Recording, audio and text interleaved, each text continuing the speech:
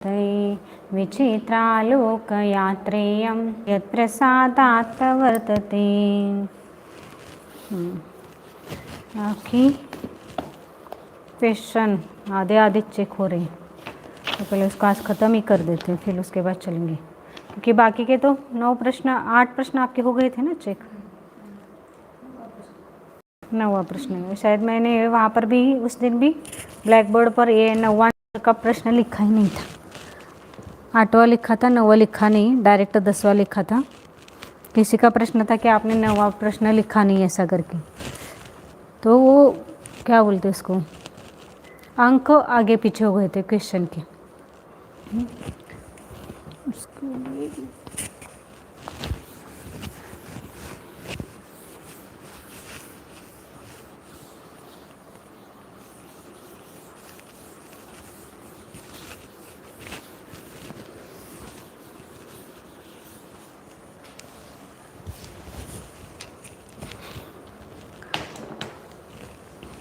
पहला है पुस्तकम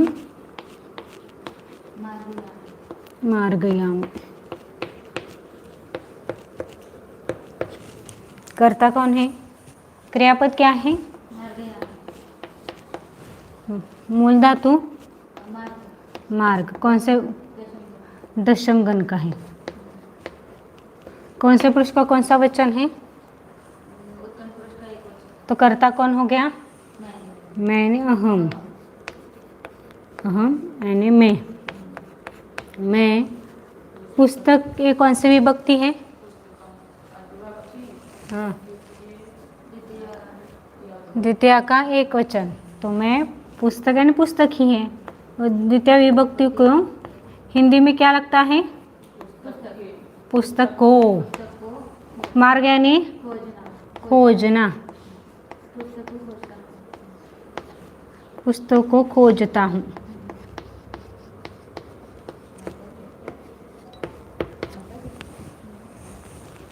मैं पुस्तक को खोजता हूँ। आगे ये आपका इसका ट्रांसलेशन हो गया, मैं कुछ पुस्तक को खोजता हूँ। आगे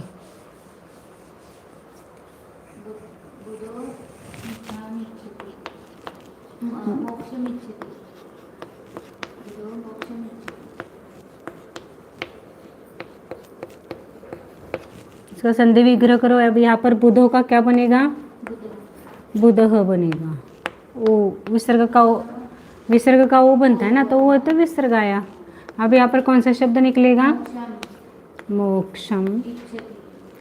अब ये म निकला, म के आगे ई है, तो ई निकालो, इच्छति।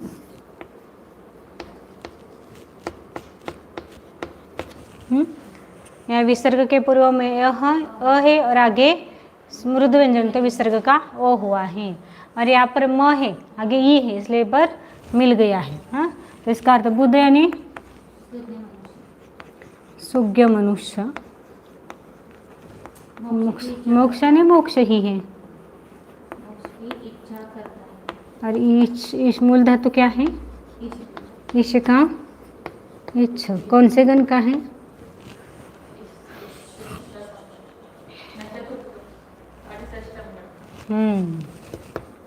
षष्ठम गण का है। हाँ, तो ये शब्दों के अर्थ मिल गए। अब ये कौन सी विभक्ति का कौन सा वचन है, हाँ, एक वचन है। हाँ, तो यानी ये क्या हो गया, द्वितीय विभक्ति कर्म की होती है, तो कर्म हो गए ना, तो कर्म को हिंदी में क्या लगाते हैं, को। तो सुज्ञ मनुष्य, मनुष्य मोक्ष को चाहता है, इच्छा करता है, मोक्ष की या नहीं, यदि इच्छा करना है आपको तो मोक्ष की इच्छा करता है, चाहना है तो मोक्ष को चाहता है। आगे का वाक्य, पवी ही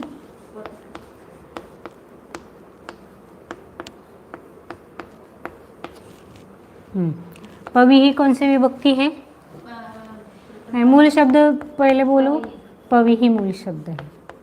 और मूल धातु क्या है, यानी गिरना। कौन से गण का है, प्रथम गण का है। हाँ, पवि शब्द का अर्थ क्या है, इंद्रधनुष। और पत यानी गिरना, तो अर्थ क्या हो गया, हाँ इंद्रधनुष।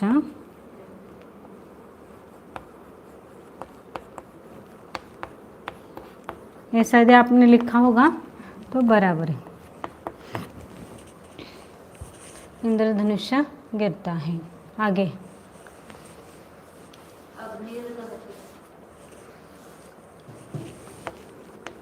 अग्निर, हाँ अब यहाँ पर क्या है, इसको पहले ऐसा लिखना है आपको, और फिर इसके बाद में अब यहाँ पर र हो गया है, रफारे तो क्या होगा वहाँ पर विसर्ग, दहती। तो विसर्ग के पूर्व में ई है और आगे मृदु व्यंजन है, तो विसर्ग का र होता है, तो इस आगे के शब्द के ऊपर चढ़ता है। अग्नि कौन सी विभक्ति का कौन सा वचन है, एक वचन, यानी क्या हो गया वो, कर्ता, और कर्ता के अनुसार क्रियापद, क्रियापद। अग्नि यानी अग्नि, अर्थ क्या है उसका, अग्नि, और दह यानी जलना जलाना, दोनों है। मैं एक ही लिख रही हूँ, तो इसका अर्थ क्या होगा, अग्नि जलती है या जलाती है।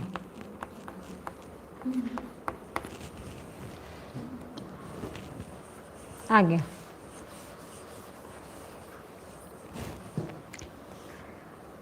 जलम,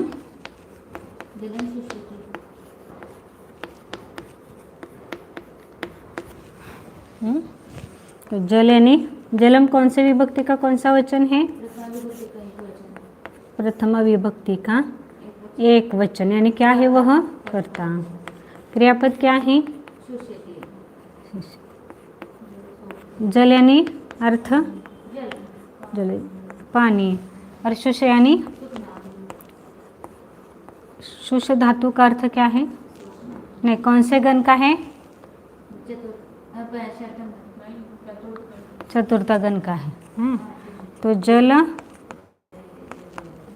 अब इसे जल यानी जल ही अर्थ है, और शुष धातु का अर्थ सूखना, तो जल सूखता है, बराबर है, जल सूखता है। आगे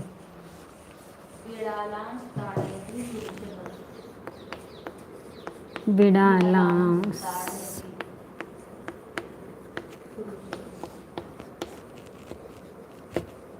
पुरुष,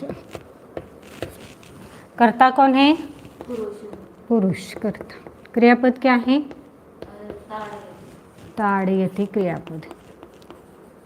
अब यहाँ पर क्या दिख रहा है अपने को, ज्यादा का स दिख रहा है, तो क्या होना चाहिए यहाँ पर, स का किसका होता है, स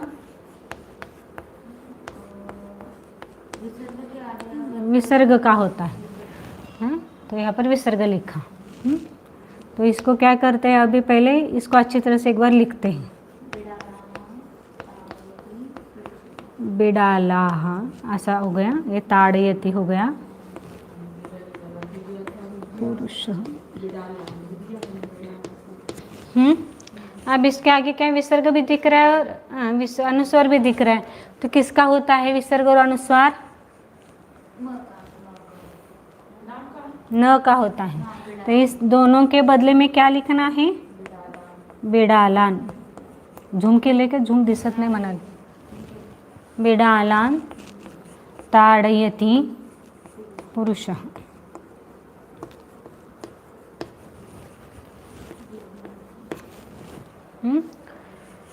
कर्ता कौन है, कर्ता पुरुष है, क्रियापद ताड़यति है, और बिडाला ने कौन सी विभक्ति है,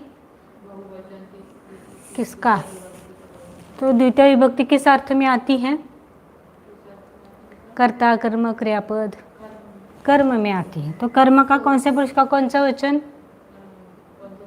नहीं कौन से विभक्ति का कौन सा वचन, द्वितीय विभक्ति का बहुवचन, अब ये द्वितीय विभक्ति को हिंदी में क्या लगाते हैं? को। तो यहाँ पर बहुत सारे हैं ना, तो पहला कर्ता लेती हूँ मैं, पुरुष, बिड़ाल्याने बिल्लियों को,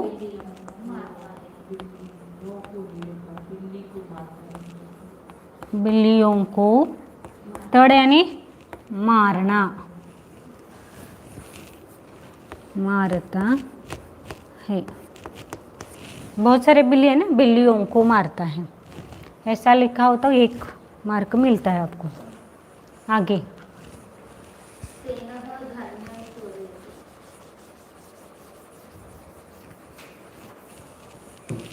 तेनः धान्यम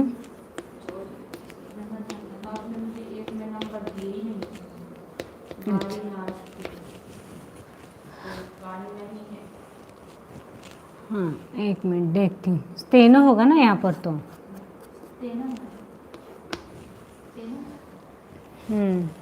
क्या लिखा है? स्तेनो है ना, स्तेनो धान्यम। अब इसका करना है ना, वो मूल ऐसा है शब्द, तो वो है तो विसर्ग क्या है? विसर्ग का वो होता है, इसलिए विसर्ग किया। धान्यम चोरयति। मूल धातु क्या है? चोर। मूल धातु चूर कौन से गण का है? दशम गण का है। कर्ता कौन है? कौन चोरी कर रहा है? स्तेन यानी चोर। और धान्य, धान्य मूल शब्द क्या है? धान्य ही है। आपके हो गए हैं, सरल सरल वाक्य हैं, इसलिए मैं थोड़ा सा फास्ट ले रही हूँ इसको। तो वाक्य क्या बना? चोर धान्य की चोरी करता है, धान्य की चोरी करता है, चोरी करता है।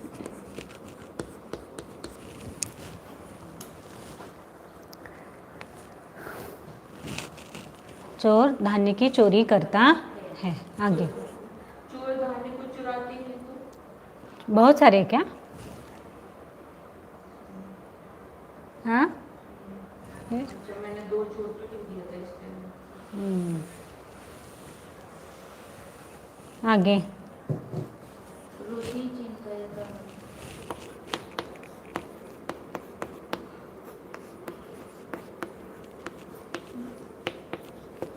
अब सरल लग रहे हैं ना वाक्य, 2 ही आ रहे, 3 आ रहे थे, थोड़ा कठिन लग रहा था। अब पीछे का पूछ रही हूँ ना, इसलिए सरल लग रहे हैं। उस टाइम ये कठिन लग रहे थे।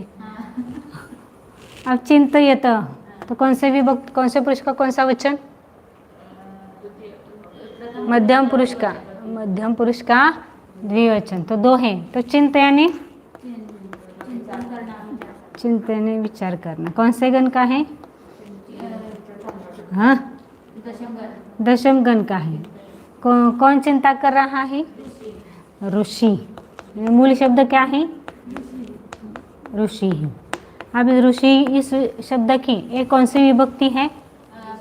प्रथम पुरुष, प्रथमा पुरुष ने प्रथमा विभक्ति का द्विवचन या द्वितीय विभक्ति का द्विवचन होता है। लेकिन यहाँ पर कर्ता और क्रियापद ही है, तो कर्ता की कौन सी विभक्ति होती है? तो एक ऋषि शब्द की प्रथमा विभक्ति का एक वचन है। ऋषि का मतलब क्या है? ऋषि ही। ऋषि, 2 ऋषि चाहिए ना यहाँ पर। अभी कितने ऋषि हैं? 2 ऋषि। 2 ऋषि चिंता यानी विचार करते हैं।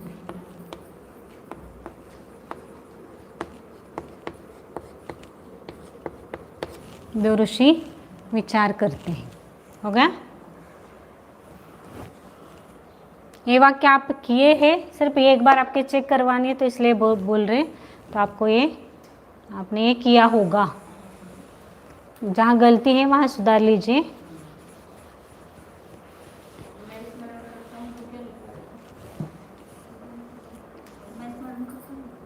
फले पततः, फले पततः, पत यानी गिरना, कौन से गण का है?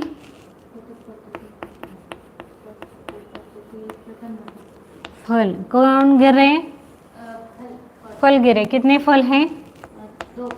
2 फल। मूल शब्द क्या है फल का? फलम। इसके कौन से पुरुष का कौन सा वचन है? प्रथमा द्वितीय विभक्ति का द्विवचन। अब यहाँ पर कर्ता और क्रियापदों ही है, तो कर्म भी नहीं है, करण भी नहीं है, इसलिए यहाँ पर क्या क्या हुआ है? 2 फल। 2 फल। फलम फले 2 हो गए ना, और पततः यानी गिरते हैं, तो अर्थ क्या हो गया? 2 फल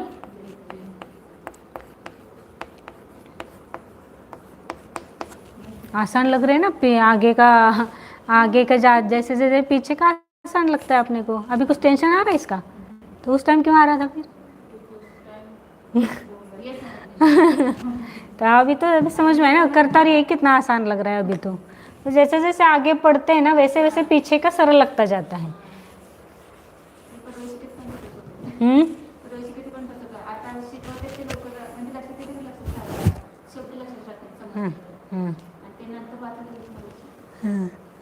आगे अग्निना गृहम दहते, अभी एक ही आया है यहाँ पर अग्निना।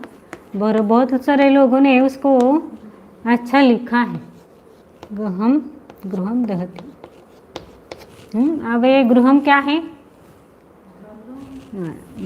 दहती गृहम, मूल शब्द क्या है इसका? गृहम ही।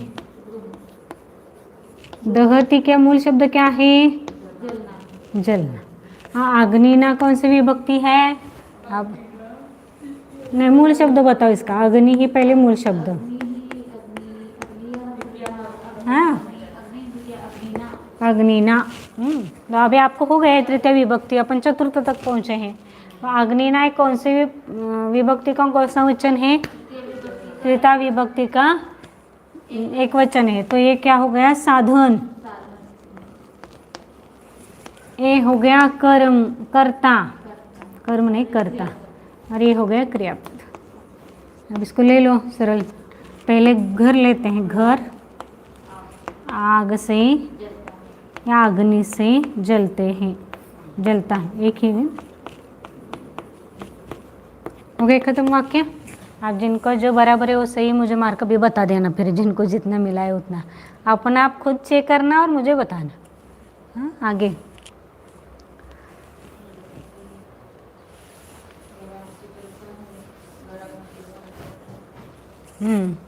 आगे आप संस्कृत का अनुवाद करना है, हिंदी का संस्कृत। कमल सुशोभित,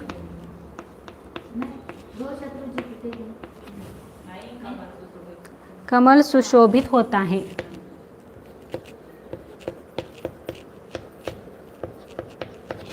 कमल क्या है? करता है। कौन सुशोभित हो रहा है? कमल। हाँ, और सुशोभित होता है यह क्या है? क्रिया। अब इसके लिए मूल शब्द क्या है? कमलम। और सुशोभित होने के लिए भूष। अब ये करता ही है, तो करता प्रथमा विभक्ति का भी कमलम होता है, इसलिए कमलम ही लिखा। ये कौन सा वचन है? कमलम। कमल कितने हैं? एक ही है ना, तो इसका भी कौन सा वचन आएगा?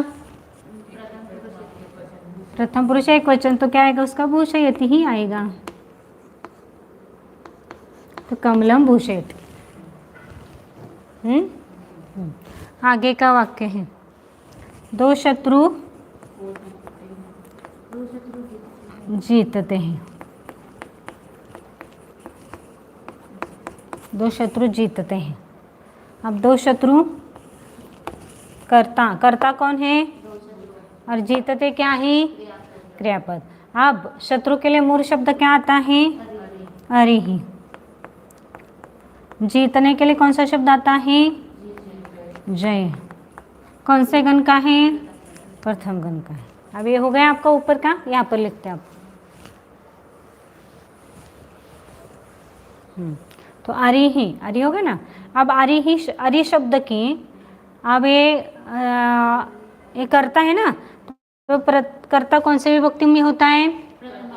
प्रथमा विभक्ति का कौन सा वचन चाहिए? 2 है तो द्विवचन। अरि शब्द का द्विवचन क्या होता है? अरि।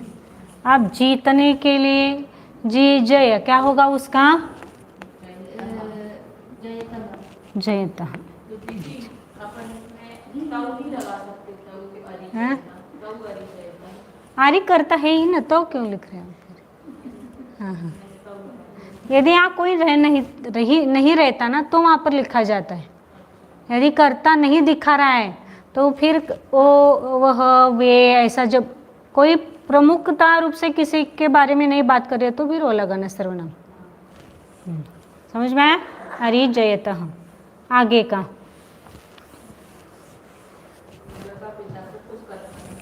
लड़का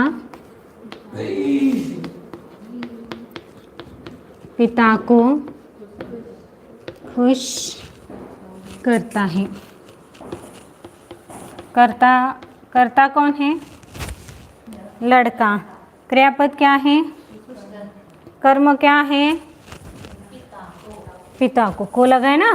हाँ, तो यहाँ पर लड़का, लड़का के लिए शब्द कौन सा है? अब ये कर्ता कौन है? लड़का। उसकी विभक्ति कौन सी आएगी? प्रथमा। यदि पिता को है, ये तो कर्म है, कर्म की विभक्ति हाँ द्वितीय कर्ता के अनुसार खुश करने यह क्रियापद है। खुश करने के लिए कौन सा धातु आता है? प्री का प्रीन। कौन से गण का है? दशम गण। अब ये लड़का के लिए शब्द कौन सा आता है? पुत्र। मूल शब्द है पुत्र। पिता के लिए कौन सा शब्द आता है? जनक। ये तो मूल यहाँ लिखा ही। अब ये प्रथम विभक्ति का कौन सा वचन है? लड़का। लड़का कितने लड़के हैं? एक है ना, तो कौन सा वचन आएगा? एक वचन, तो पुत्र बना इसका। पुत्र शब्द का प्रथमा विभक्ति का एक वचन पुत्र बनता है। अब पिता कितने हैं? तो कौन द्वितीय विभक्ति का कौन सा वचन आएगा? तो इसका जनक शब्द चलाओ। जनक, जनकौ और जनकम। जनकम प्रीण यति। अभी विसर्ग के पूर्व में अ है और आगे ज है। ज क्या है? मृदु कठोर। मृदु है तो विसर्ग का ओ होता है बराबर। जनकम प्रीणयति।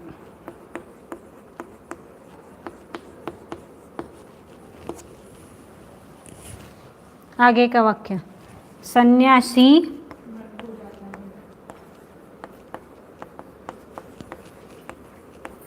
वन को जाता है।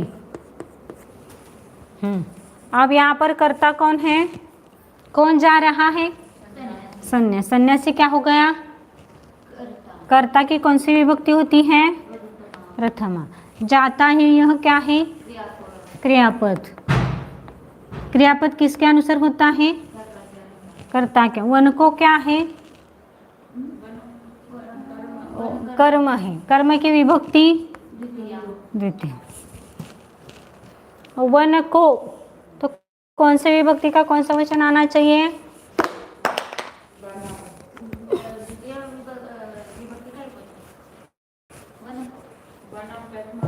द्वितीय। वन कितने हैं? एक है ना, तो एक ही हो गया। तो ये सन्यासी के लिए शब्द यति ही है। वन के लिए शब्द वनम है। और क्रियापद जाने के लिए शब्द कौन सा आता है? गच्छ। यह मूल शब्द है गम। गम इसका गच्छ बनता है। कौन से गण का है? प्रथम गण का। अब यति ही प्रथमा विभक्ति का एक वचन क्या होता है? यति शब्द का यति ही बनता है। और यहाँ पर कौन सा है? द्वितीय विभक्ति का कौन सा वचन चाहिए? तो क्या होता है उसका? वनम। वनम गच्छति। ये वनम का हम यहाँ पर अनुस्वर करें तो ये क्या होगा इसका? अब विसर्ग के पूर्व में ये है, आगे वो है, तो विसर्ग का र होता है। तो यहाँ पर इसको क्या करते हैं? र करते हैं। र कहाँ पर आएगा? वो के ऊपर चढ़ेगा, इसलिए यति वनम गच्छति। ये बहुत बार नियम आ चुका है, यदि किसी को नहीं समझ में आ रहा है तो मुझे मैसेज कर दे, फिर वापस समझाया जाएगा आपको। तो यतिर्वनम गच्छति हो गया। आगे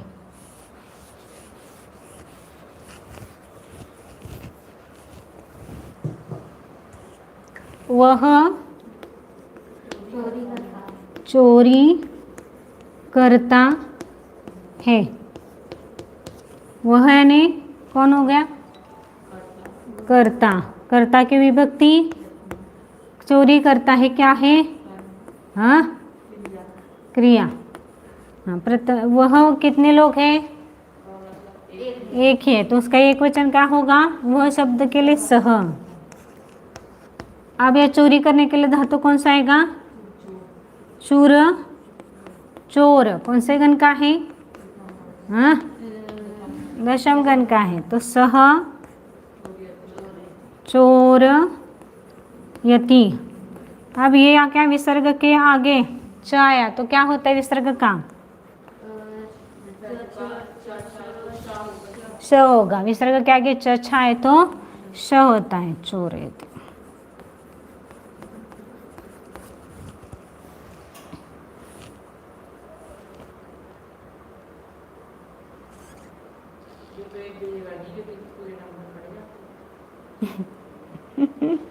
देखे नहीं मैंने उतने डिटेल, नहीं तो फिर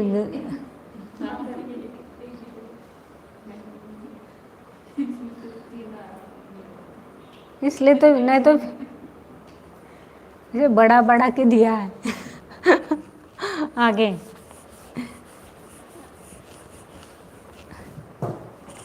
ईश्वर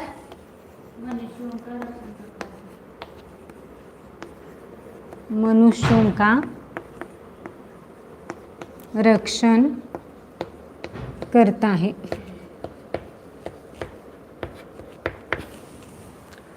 ईश्वर क्या है? कर्ता की विभक्ति। वे ईश्वर कितने हैं? ईश्वर एक है। प्रथमा विभक्ति का कौन सा वचन? एक वचन आएगा। अब मनुष्यों का क्या है? कर्म। कर्म की विभक्ति कितने लोग हैं? बहुत सारे, तो क्या आएगा द्वितीय विभक्ति का? रक्षण करता है क्या है? धातु क्या है उसके लिए? रक्ष। कौन से गण का है?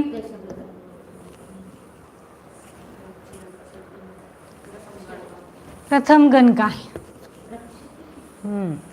अब यहाँ पर ईश्वर के लिए मूल शब्द क्या है? ईश्वर या देव। इसके लिए मूल शब्द क्या है? मनुष्य के लिए जनः नरः आएगा। जन यानी लोग, और रक्षण करने के लिए लिखा ही है रक्ष। अब ये देव, देव शब्द की प्रथम विभक्ति का एक वचन लिखो, देवः ही आएगा। अब नर शब्द द्वितीय विभक्ति का बहुवचन, तो चला वहां तक। नरः नरौ नराः प्रथमा, नरम नरो नरान द्वितीय, नरान हो गया। अब वहां पर रक्षति।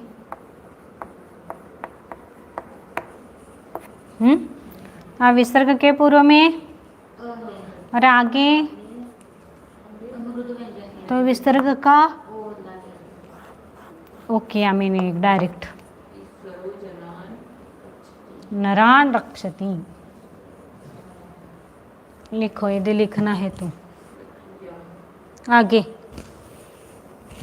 जो गलत है वहां पर आप दुरुस्त करने इसको, बाकी के जब सिर्फ क्या गलत हो रहा है उतना देखना है। ना हलंत है। हाँ क्या हुआ? अच्छा, औषध नियम औषध। हाँ हाँ, अभी इसलिए मैं फटाफट इसको ख़त्म कर रहे हैं ना आज। ठीक है। औषध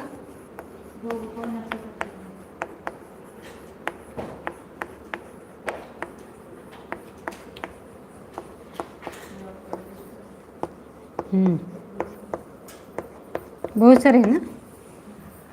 औषध कितने हैं? औषध क्या है वाक्य में? कौन कर रहा है नष्ट? औषध, औषध, औषध हो गया। कर्ता, कर्ता, कर्ता की विभक्ति प्रथमा, कितने औषध है? बहुत सारे, तो कितने क्या होगा प्रथमा विभक्ति का? बहुवचन, बहुवचन। रोग को क्या है? कर्म, कर्म की विभक्ति द्वितीया, द्वितीया। द्वितीय विभक्ति का कितने रोग है? एक है, एक है, तो कौन सा वचन? एक वचन, एक वचन। नष्ट करते हैं क्या है? क्रियापद, क्रियापद। अब औषध के लिए शब्द, अगतः, रोग के लिए शब्द व्याधि, व्याधि, और नष्ट होने के लिए नश्य, नश्य, नश्य, नश कौन से गण का है? चतुर्थ, चतुर्थ गण का है। अब ये प्रथमा विभक्ति का बहुवचन क्या होता है? अगदह, अगदौ, अगदाहा, अगदा।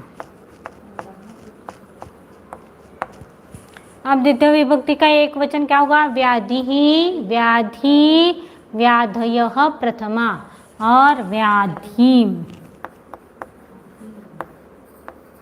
व्याधिम क्या होगा यहाँ पर? नशंती। ये बहुवचन है ना, ये बहुवचन, तो ये बहुवचन आया। संधि क्या होगी यहाँ पर? विसर्ग के पूर्व में आ है और आगे व है ना, व प्लस य है, तो व है तो कौन सा व्यंजन है? निरलव मृदु व्यंजन है, तो विसर्ग का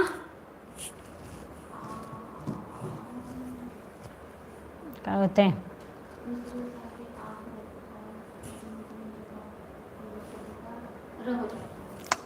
विसर्ग का लोप होता है, विसर्ग का लोप करना है। अगदा व्याधिम नश्यन्ते। आगे का वाक्य इसको लिखो जिनको लिखना है वो।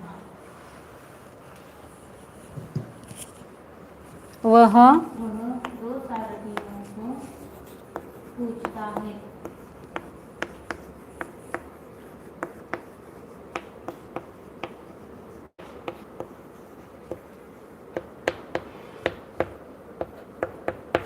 वह दो सारथियों को पूछता है। वह क्या है?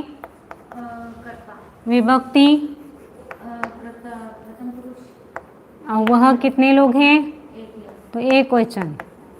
दो सारथियों को, हाँ? कर्म, कर्म की कौन सी कर्म की विभक्ति? द्वितीया, द्वितीय विभक्ति के कितने लोग हैं? बहुत सारे, हाँ, दो, तो द्विवचन, द्विवचन। क्रियापद पूछता है, तो पूछते हैं। अब इसके लिए शब्द कौन सा आता है? सह, दो सारथियों के लिए मूल शब्द सारथी ही, मूर्त शब्द सारथी, और पूछने के लिए प्रच्छ, पृच्छ।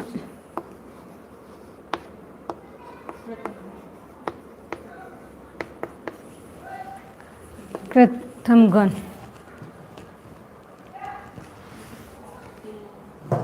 सह कितने सारथी हैं? दो सारथी, दो है, तो सारथी का कौन से द्वितीय विभक्ति का द्विवचन?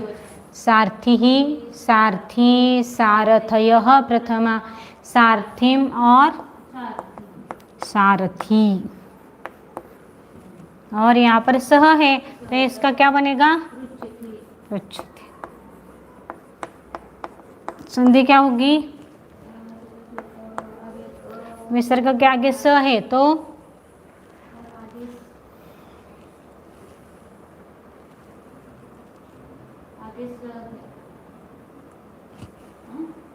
हम का है? श स हो तो वो एक तो एक कठोर व्यंजन है, तो वैसा का वैसा रहेगा, नहीं तो फिर इस स का, इस विसर्ग का स बनेगा। विकल्प से होता है। या तो विसर्ग, एक तो विसर्ग का क्योंकि कठोर व्यंजन होने से वो विसर्ग वैसा ही रहेगा, या जब विसर्ग के आगे स आया तो उस विसर्ग का स बनता है।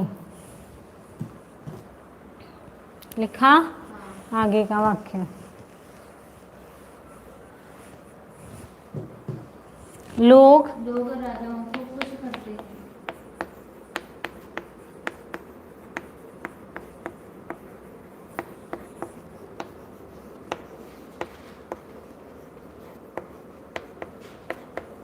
कर्ता लोग कितने हैं?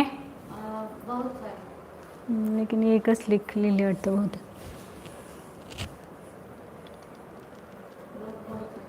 लोग तो एक वचन के लिए भी लोग ही करेंगे और बहुवचन के लिए लोग, ये दोनों भी आपने किया होगा तो सही होगा. तो लोग के लिए शब्द लोग है, कौन क्या है वाक्य में? करता है कर्ता. कर्ता की विभक्ति प्रथमा कितने हैं लोग? बहुत या एक या बहुत. हाँ, तो हम यहाँ पर एक वचन ले रहे हैं अभी. राजाओं को कर्म कर्म. कर्म की विभक्ति द्वितीया कौन सा वचन है? कितने लोग हैं? बहुत सारे तो द्वितीय विभक्ति का बहुवचन बहुवचन. क्रियापद कुछ करते हैं खुश करने के लिए धातु प्री प्री प्रीन. दशम दशम. ये निकालते हो. लोग के लिए शब्द जन जन. राजाओं के लिए शब्द नृपति नृपति ही. और खुश करने के लिए यहाँ पर दिया है प्रेम. हाँ? अब ये जन शब्द की कौन सी विभक्ति चाहिए? प्रथमा प्रथमा विभक्ति का एक वचन. तो इसका प्रथमा विभक्ति का एक वचन क्या होता है? जन जन ही. आप राजाओं को तो नृपति ही. इसका द्वितीय विभक्ति का बहुवचन. तो तब तक चलाओ पहले ये शब्द. नृपति ही नृपति नृपतयः प्रथमा. नृपतिम नृपतय नृपति नृपतयः नृपतीन बहुत है ना. नृपतीन प्रीणत.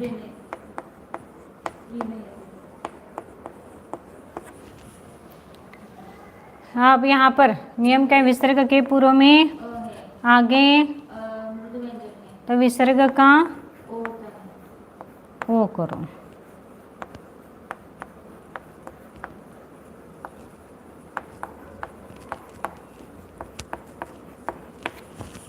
अगर वो न हलत है वो आगे के शब्द में स्वर में चालते की ह्याला म्हणा असं म्हणालच ना.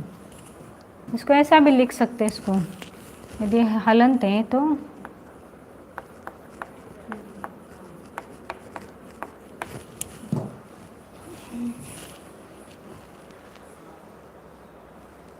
आगे मूर्ख मनुष्य सूचना को दोष देता है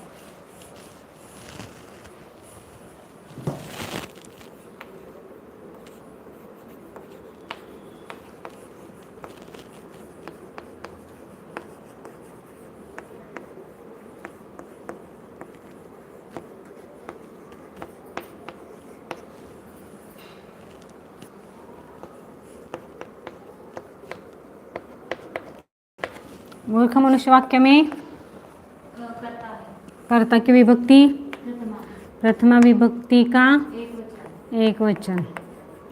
सूज्ञ सूज्ञ मनुष्यों को सूज्ञों का है ना. सूज्ञ मनुष्यों को ही लेना है. हाँ, तो सूज्ञों को सुज्ञों को कौन सी विभक्ति आएगी? द्वितीया द्वितीया का कितने हैं लोग? सूचना को बहुत सारे तो बहुवचन आया. और दोष देता है क्रियापद कौन सा है? निंद निंदती प्रथम गण. अब यहाँ पर इसके लिए शब्द खोजो. मूर्ख के लिए मूर्ख ही. सूज्ञ मनुष्यों के लिए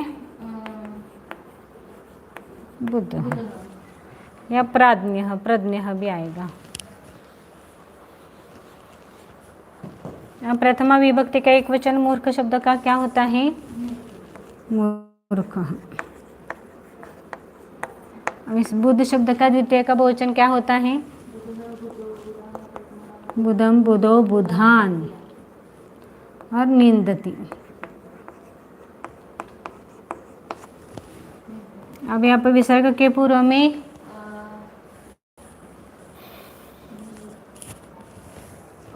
अ है और आगे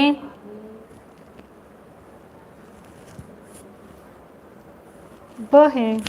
ब मृदु कठोर. तो यह क्या होगा इसका?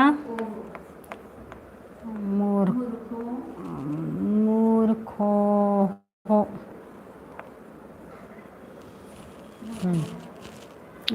मूर्खो आएगा ना, मूर्खो बुधान निंदति।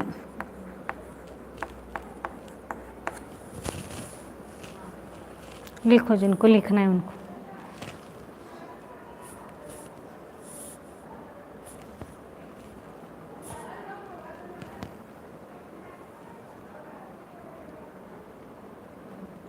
आगे अंतिम वाक्य, मैं स्मरण करता हूँ।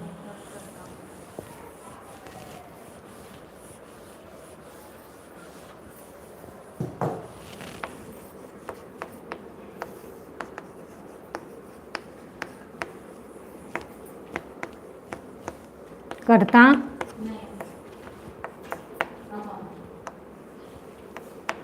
कितने करते हैं? तो एक वचन। स्मरण करता हूँ क्रियापद। मैं के लिए शब्द अहम, और स्मरण के लिए स्मृ स्मर। कौन से गण का है? तो अहम स्मरा।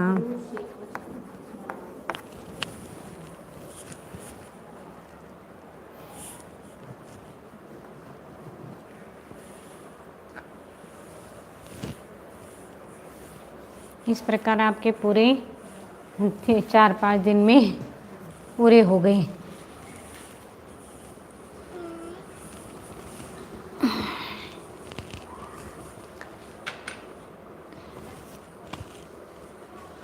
ठीक, कौन से विभक्ति के नियम चल रहे हैं आपके? चतुर्थी विभक्ति। चतुर्थ विभक्ति कितने हो गए थे? कितने दिया है? 7 हो गए। कौन कौन से एक बार रिवीजन करते फिर आगे जाएंगे।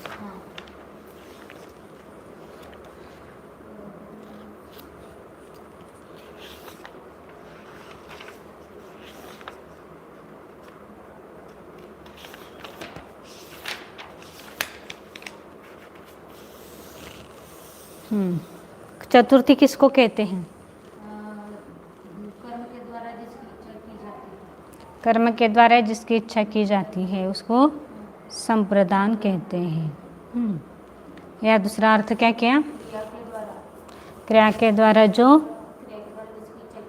इच्छा करता है उसको। आगे दूसरा नियम क्या बताया? दान के द्वारा जिसे संतुष्ट करना चाहता है, किसको? मैं आपको संतुष्ट करना चाहता हूँ, तो आपकी चतुर्थी विभक्ति होगी। आगे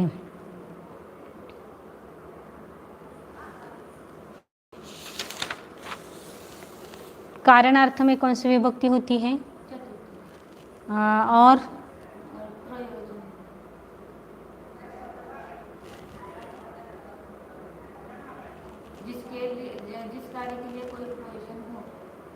कारण अर्थ में कौन कौन सी विभक्तियां होती हैं? एक तो चतुर्थी होती है, और मैंने बताया था 2-3 बार मैंने बताया। द्वितीया, तृतीया और पंचमी। जिस प्रयोजन के लिए कोई क्रिया की जाती है या जिसके लिए कोई क्रिया की जाती है, तो उसके वहाँ पर इस अर्थ में द्वितीया, तृतीया और पंचमी होती है। ये ध्यान में रखना। अच्छा, रुच अथवा रुच के अर्थ वाले धातुओं के योग में रुच धातु है। रुच धातु का अर्थ क्या है? अब जिसको अच्छा लगता है उसकी चतुर्थी विभक्ति होती। धार धातु में धार, उदाहरण क्या दिया था? अच्छा के लिए रुच के राम का देवदत्त 100 रुपए कर्ज देता है। हाँ, रुच रुच।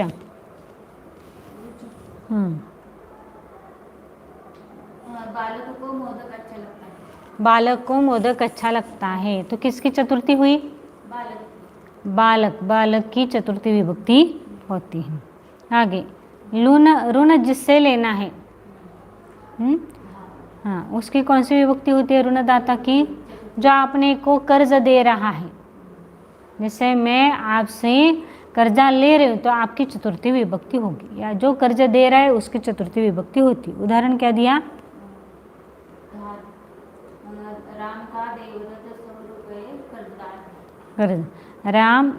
राम का देवदत्त 100 रुपये का कर्जदार है.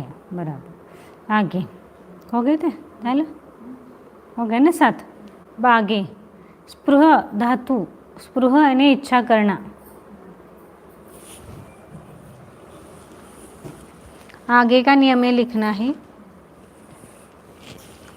स्पृह, स्पृह यानी इस धातु का अर्थ है इच्छा करना.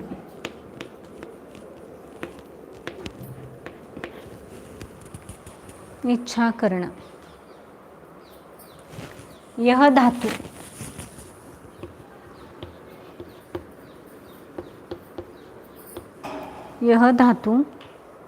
तथा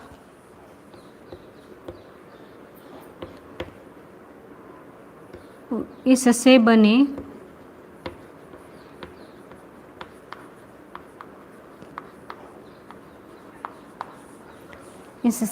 हुए इस पूरे धातु के साथ कोई शब्द बना होगा. इससे बने हुए शब्दों के साथ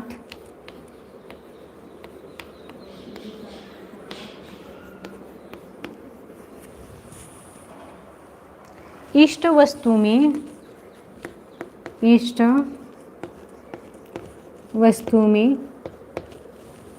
चतुर्थी होती है.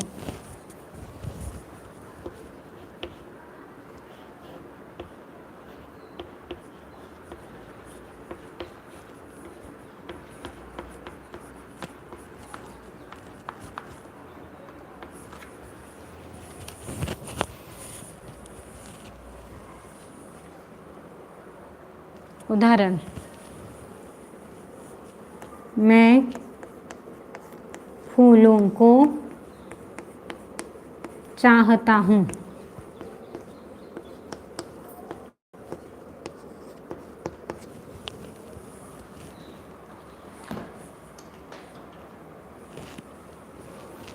मैं हो गया करता नहीं अहम. अब यहाँ पर चाहना, इसके लिए मैं स्पृह धातु का यदि प्रयोग कर रही हूँ तो फूलों की किसकी इष्ट वस्तु क्या है, मुझे जो मुझे अच्छी लग रही है वो कौन है, फूलों. तो फूलों की चतुर्थी विभक्ति होती है. पुष्प, फूल के लिए शब्द क्या आता है, पुष्प. पुष्पे बहुत सारे हैं ना, तो बहुवचन पुष्पेभ्यः.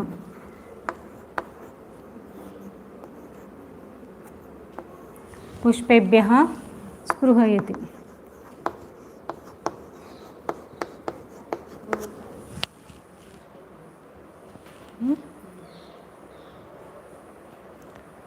आज के लिए एक ही काफ़ी है. क्या थोड़ा सा जाना पड़ेगा. कल आपके नियम वैसे चतुर्थी के नियम खत्म हो जाएंगे.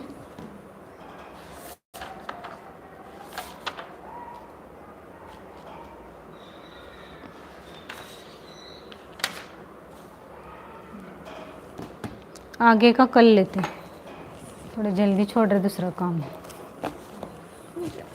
5 मिनट.